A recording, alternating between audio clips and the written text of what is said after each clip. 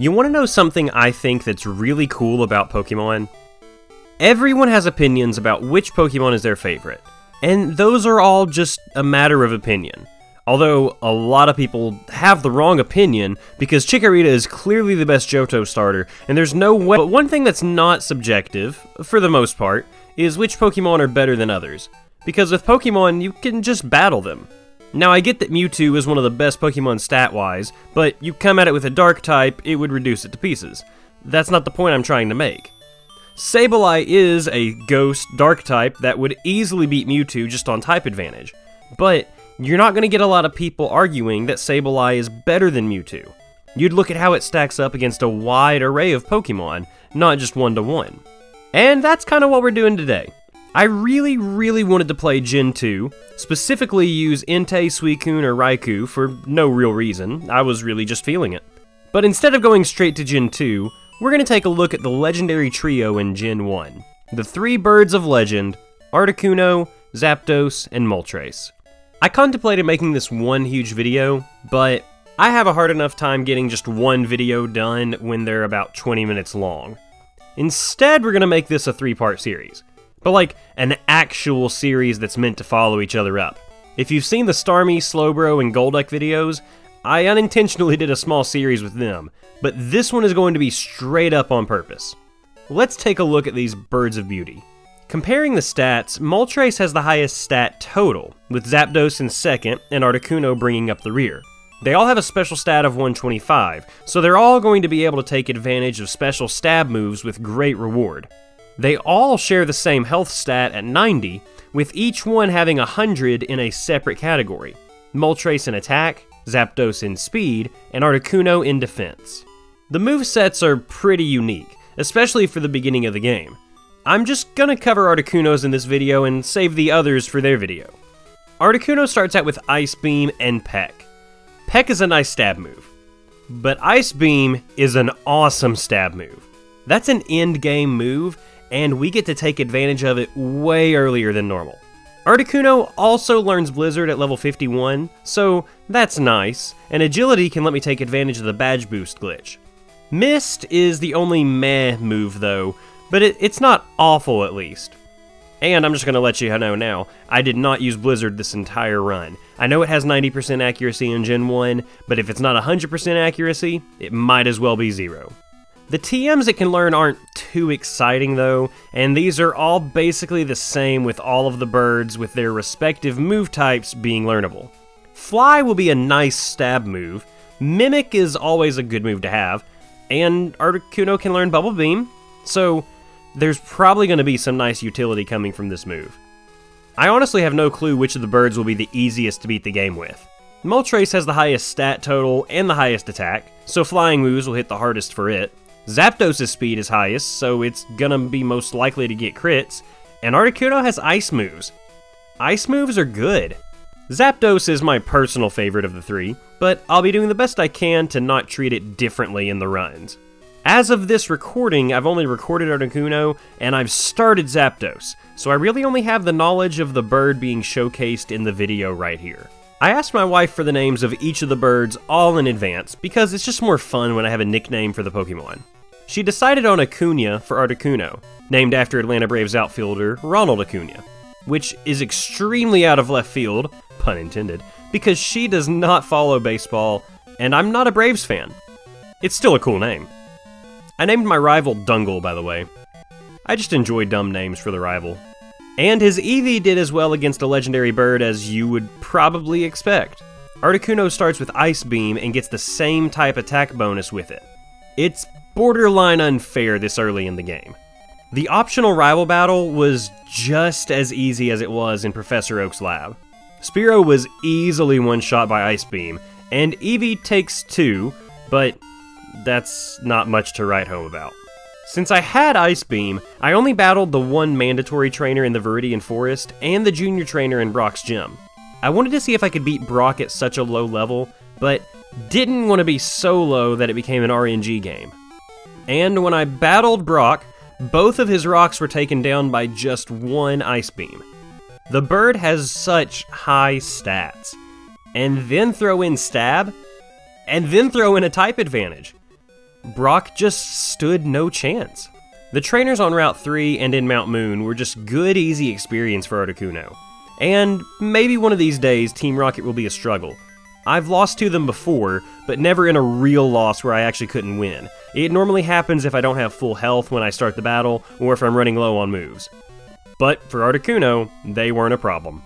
And I don't want to group too much in one section, but the rival battle on the bridge and the Misty battle were just too easy.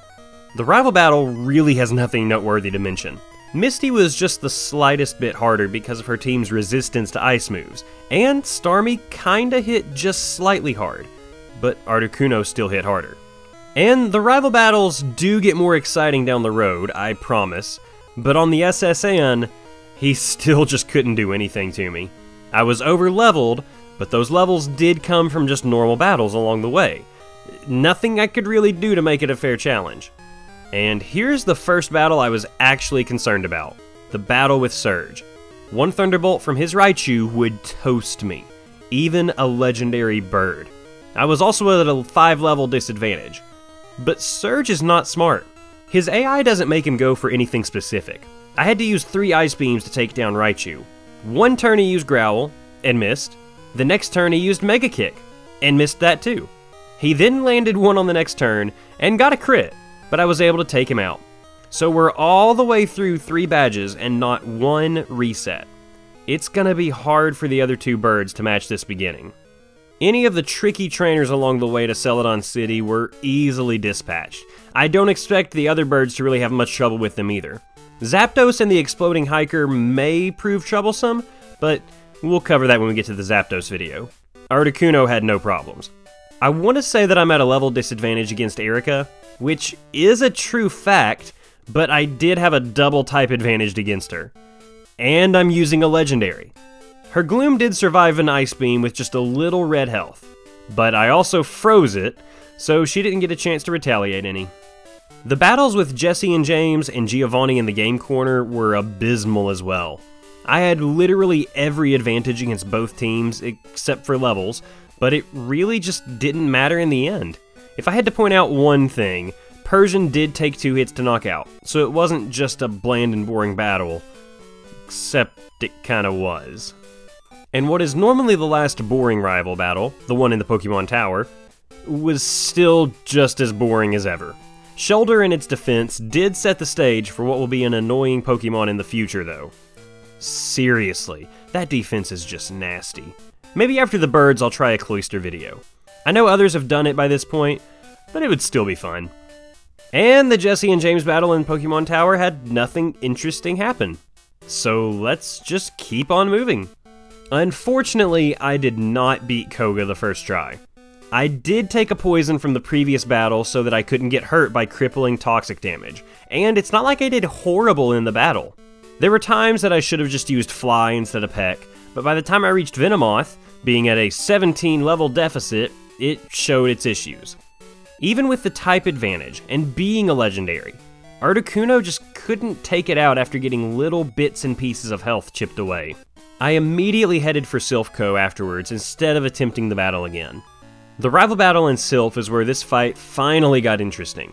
Ninetales was dangerous, even though it only used Ember. I was too slow to attack first, and Bubble Beam was the only move that could seriously hurt it. And Ember did do a lot more damage than I expected. And Cloyster just has so much defense. So much defense. And, again, instead of attempting this battle again, I took out the rockets in the building to level up. And with a level boost, Ninetales is still killer. Fly just barely does anything against it, so I had to take some embers from it too. And Cloyster still just takes hits way too well.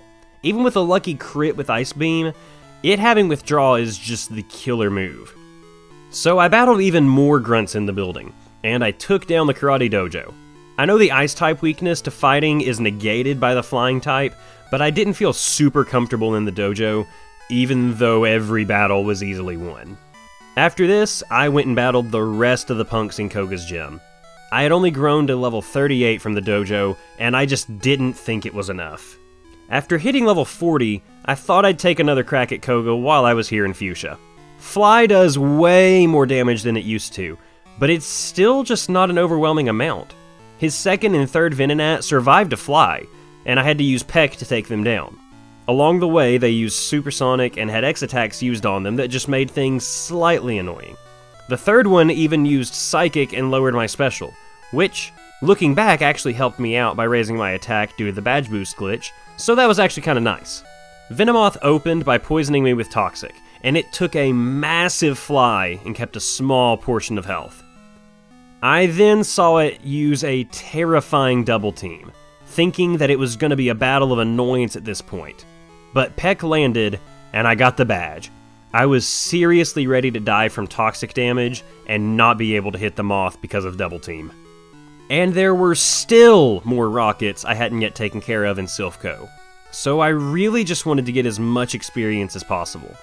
Ninetales was dispatched by 2 bubble beams this time around, but its Ember burned me. So my physical attack was cut in half. Then Cloyster confused me and I was dominated by Withdraw. The other problem with Cloyster is that it can't take me down quickly either at this point, so it's just a pain all around. Next battle, no burn from Ninetales, so I could hit Cloyster physically, and a critical Fly took it to yellow, but it did have more than just half health. 2 more Flies after getting rocked by Clamp a few times, I finally took down Cloyster, and Kadabra's weak physical defense was knocked out by Fly in 1 hit. Then came Jolteon. Jolteon landed a Thundershock, and Articuno held on with 1 HP, but Ice Beam just took it to yellow health, and 1 more Thundershock did the job. I could only battle Blaine at Cinnabar for an alternative at this point, so I kept battling against the rival. And this time, a critical Bubble Beam took down Ninetales with no danger of being hit by Ember. And Cloyster still liked withdrawing, but between a critical Fly and Cloyster not landing a single hit, somehow, I got all the way to Jolteon without taking any damage. Now Jolteon still landed 2 Thundershocks, and if there had been any crits, the battle could have gone very differently. But there were no crits, 2 Ice Beams, and the battle was over. I also named my free Lapras Jacob. It's not a spicy biblical name, but it's still a biblical name. And the last battle with Jesse and James was incredibly uneventful, especially since I had such a big level advantage over them at this point. And I didn't even heal before battling Giovanni. I was just feeling gutsy. Persian was actually the Pokemon that I was most concerned about on his team again, but it just kept using Payday and didn't harm me nearly as much as it could have. And Rhyhorn and Nidoqueen, although they are very, very dominant, they were absolutely smashed by Ice Beam. Blaine rightfully scared me, because all his team had to do was blow a little fire at me to melt me, but things went very well against him. I was faster than Ninetales, and Bubble Beam was enough to knock it out after just a few turns. It landed a quick attack, but it didn't even attempt a fire move. And Rapidash did the exact same thing. 1 takedown, and it missed its second one. 2 Bubble Beams destroyed it. I opted for Fly against Arcanine, and it used Reflect, so I had no chance of being physical against it. Then it landed a critical takedown, but Bubble Beams just annihilated it. I'm gonna assume Blaine doesn't have good AI. Had he even considered using fire moves, I would have been toast in this battle. And looking back, I have no idea why I thought I should battle Blaine before Sabrina, but I guess that easy win was why. I knew Fly would hit hard against the low defense of her team, and she tried to counter it by using an X-Defend on Kadabra, but it missed a Kinesis on the next turn, so I was completely unharmed going up against Alakazam. And Sabrina used another X-Defend, and Reflect, so I wasn't going to brute force my way through this. Ice Beam was my only way to go. And between Recover, her using Psywave, by far the worst move she could have used, I got the win. I didn't think Sabrina would be that bad of a battle, but that's not nearly how I thought the battle was going to go at all. And we're here at the final Giovanni battle. Ice Beam took out Dugtrio, and then Persian used Screech, giving me a boost to all my stats, aside from defense, and then Ice Beam annihilated everything else on his team. I was worried about Nidoqueen and Nidoking having Thunder, because I've been scorched by that in other runs, but Ice Beam just rocked everything he threw at me. So I taught Articuno Mimic before the last rival battle. I had planned on mimicking Earthquake from Sandslash to have a strong move against Jolteon. Except his Sand Slash doesn't have Earthquake in this battle. So I just mimicked Slash. Ice Beam knocks out the eggs with no issue, and a Slash and Ice Beam took down Ninetales. Cloyster was still a pain, and I whittled it down with it whittling me down as well, getting past it with a lucky potion from Dungle. Kadabra was flown down, and Jolteon used Thunder Wave first turn. I landed an Ice Beam, and then it hit Thunder, and that took me out. I was close though, so I tried it immediately again. I didn't mimic too early this time. I just knocked out Sandslash and the eggs, and only took an Ember from Ninetales. Then I mimicked Withdraw. So I set up against Cloyster, getting a boost to all of my stats. It used Clamp, and still whittled me down a good chunk, but I was pretty set stat-wise. I even avoided Confusion from Supersonic against Cloyster. Jolteon was only taken down to a sliver of health with Ice Beam, but its Thunder missed. I feel like this Jolteon has way better accuracy on Thunder than any Jolteon in existence, but it missed this one, and that's what counts for the video. As you can expect, Lorelei was really rough. The first time through I mimicked Rest so that I could get health back when I needed. Dugong didn't really tank hits, but it wasn't a pushover either. And it didn't hurt super hard, but wasn't soft either. It was just in that weird zone where nothing was fun. I finally knocked it out after about 2 years, but then Spike Cannon absolutely hammered me for 3 turns in a row. Then Clamp sealed the deal for Cloyster. Articuno also hit itself in Confusion twice to really finish it off. This was not a great start. And the following attempts against Lorelei all went the same way. It was just not working out. So I trekked through a good chunk of Victory Road and battled most of the trainers that I avoided on my way through initially. I didn't really have a better strategy than to level up at this point. The level jump made the Lorelei battle way more tolerable, at least where it's not just the Dugong and Cloyster show, but it wasn't an easy battle by any means. I tried getting tricky and abusing my speed advantage against Cloyster. I mimicked Clamp, so as long as I stayed faster, I would hit first and keep it from attacking, and it worked for this battle. Slowbro started out using 2 Amnesias, so I got pretty nervous about its heavy-hitting special moves, but then I froze it. So I just whittled it down so I could save Flies and Clamps.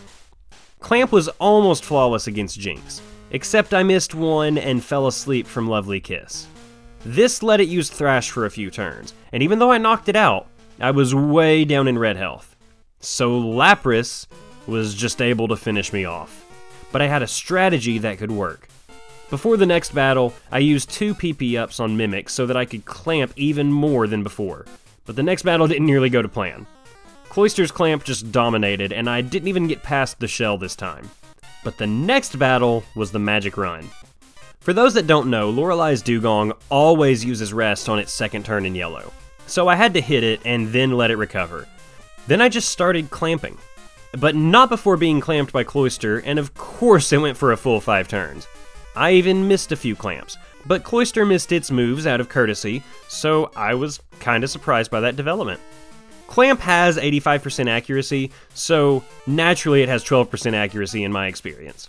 Then Slowbro got frozen again. Poor little hippo. Fly knocked out Jinx in 1 hit from a critical, and man, that was what I needed. I started clamping Lapras, and it didn't do a lot as I expected, but I was faster. I just kept on clamping, literally whittling Lapras's health down, and almost had it, but Lorelei used a super potion, and I was out of clamps. So I had to risk a fly, and it took down Nessie. Now that I'm past Lorelei, do you think the rest of the Elite Four is simple? Who draws the most resets? Make your guesses now, and if you put your bet on Bruno, have you never played Gen 1 before? Even with a type disadvantage, you have a pretty good shot against Bruno. Hitmonchan did hit with Fire Punch, and that kinda scared me until it didn't really do much. And 2 X-Defends on Machamp made it a defensive tank, but a critical Ice Beam took down the 4-armed freak. Poor Bruno. To be fair, that's the most I've written about him in a script in a good while. Agatha's first battle had the worst thing ever happen at the beginning. Her first Gengar paralyzed me with Lick, taking away my speed advantage. It also confused me, so that was another thing I had to worry about in battle. And Haunter confused me once the other confusion went away. Between being confused and being paralyzed, this battle was just lame the whole time. I did reach the final Gengar, but it just went for the jugular with a Psychic and a Confuse Ray on Articuno. So, 1 reset from Agatha. I was really surprised by this one. And I didn't save before battling Agatha, apparently, so I had to battle Bruno again. It wasn't a pain in any way, but still, it just wasted time on the timer. The next battle with Agatha didn't bring a win either, mainly because I got paralyzed again. But her move choices weren't super smart. And one benefit of being paralyzed is that I can't be put to sleep, so anything with Hypnosis and Dream Eater really only has 2 moves that can affect the battle. Confuse Ray was still a pain though, and the final Gengar took full advantage of this. At the beginning of the next battle I froze Gengar, so I had no chance of being paralyzed here. I was faster, so I could finally hit hard. Haunter annoyed me with Confuse Ray and 1 Hypnosis, but it didn't actually hurt me. And the final Gengar was able to put me to sleep and confuse me. And Psychic again ruined me. Not to jump too far ahead, but if you guessed that Agatha would draw the most resets, well, let's just keep going to see. Agatha ruined herself in the final battle though with awful move choices. But I also cheesed it a little and used rare candies up to level 55. This gave Articuno agility, raising speed 2 stages, and raising every other stat with the badge boost glitch. So couple poor move choices and this cheese, and I was in a very good spot for the battle. Ice Beam was able to devastate everything. And she swapped in and out of Haunter, so I had free shots at her Pokemon. And her last Gengar used Dream Eater on a wide awake Articuno. This old lady has finally lost it. And since I'm an Ice type, Lance was easy. I did set up 3 agilities on Gyarados, and I had to take a Hyper Beam and a Dragon Rage, leaving me with just 43 health. But I was faster than everything else on the rest of the team, even the almighty Aerodactyl, and Ice Beam was a one-shot for everything else. The main reason I didn't just fly through Gyarados is that both of the Dragonairs have Thunder Wave, and that would have literally been the worst thing to happen to me. And for the final battle with the rival, I started without healing. So I definitely didn't win this battle. I did give it my best shot and got all the way to Cloyster, but yeah, this one didn't work obviously. I didn't even give myself a reset on this one, not sure if I did that intentionally or not. Just know that there should probably be an extra reset on the counter, just if you're really picky about it. After actually healing up, I mimicked Earthquake from Sandslash and froze it down. Then I took a special drop from Alakazam on Psychic. But that did boost the rest of my stats, so I got a slight advantage out of it. Execute did survive Ice Beam though, but another froze it, and then Cloyster just ruined me. Earthquake did not do the job against it, and Clamp killed me. And then Alakazam got a critical Psychic on the next battle, so things were just bad in this one. Then instead of mimicking Earthquake, I went straight for Ice Beam on Sandslash. Then I used Mimic on Alakazam to get Recover. If I could freeze something, I could recover health against it, use all 3 agilities there, and be set for the rest of the battle. And even though I didn't freeze Exeggutor, I still used it as my setup Pokemon. I took a few turns, especially after getting annoyingly put to sleep, but then was able to move past the Eggplant monster. Cloyster wasn't super easy, but the stat boost hit just hard enough to take Clamps better, and Fly hit harder against it. I was also able to use Recover to heal up after being hurt, so even after some annoying crits, taking me all the way down to 17 health, I could get myself out of bad situations. It took a few minutes, but Cloyster finally went down. One Fly couldn't take down Ninetales though, and it used Fire Spin. Luckily it wasn't faster than me, and couldn't really trap me in it. But even being able to use Recover, I couldn't get a quick and easy win on it. After what seemed like 5 years, Ninetales went down, and I finally got to Jolteon. Because of agility, I was faster. I used Ice Beam, and Jolteon was frozen. I didn't have to worry if Articuno could take a Thunder. I got the win. 2 hours, 16 minutes, and 40 seconds at 2 times speed. 15 or 16 resets if you count the one where I should have recovered between the battle with Lance and the rival. Level 58. Articuno, you didn't do too bad. It wasn't quite the cakewalk I expected from a legendary bird in some areas of the game, but it still showed its total dominance in most areas regardless. Now that Articuno's done, Zapdos is up next. Want to know the best way to not miss it? Make sure you subscribe to the channel and hit the bell icon so you know exactly when that video goes up. Make sure you leave a comment and like the video to help out the channel. It makes a huge difference, and it really isn't just something that all the YouTubers say. It really does help. I hope you all have a great day, make good choices, and until next time, see you later!